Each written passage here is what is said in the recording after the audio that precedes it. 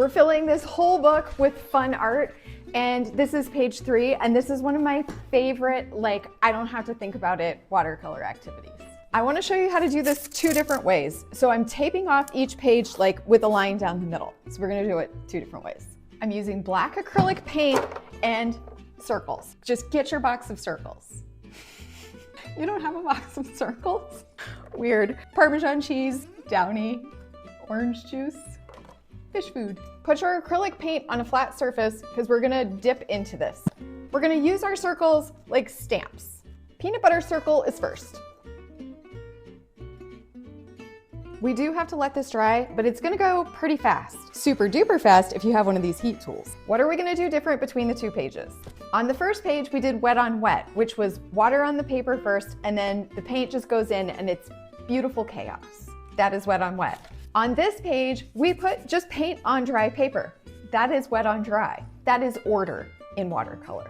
So I'm gonna do 1 page in wet on wet, and I'm gonna do 1 page in wet on dry. Watercolor paints. I already splattered some paint on this page, so this is gonna be the chaos page. I'm gonna fill the circle with water first and then add the paint.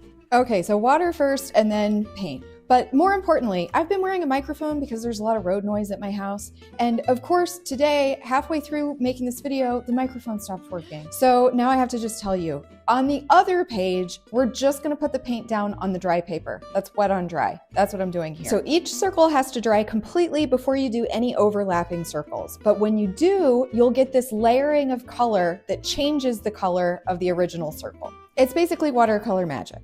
And now here's a clip of me talking, but you can't hear me because the microphone died. But pretty much, I think I was saying that the chaos side is so chaotic that I want to just do more chaos. And that means I'm going to do a background. And because they already kind of look like planets, I decided to do Payne's Gray because it's almost like black. And then I just got really excited that it looked super cool, like I usually do. It doesn't take much to entertain me, really.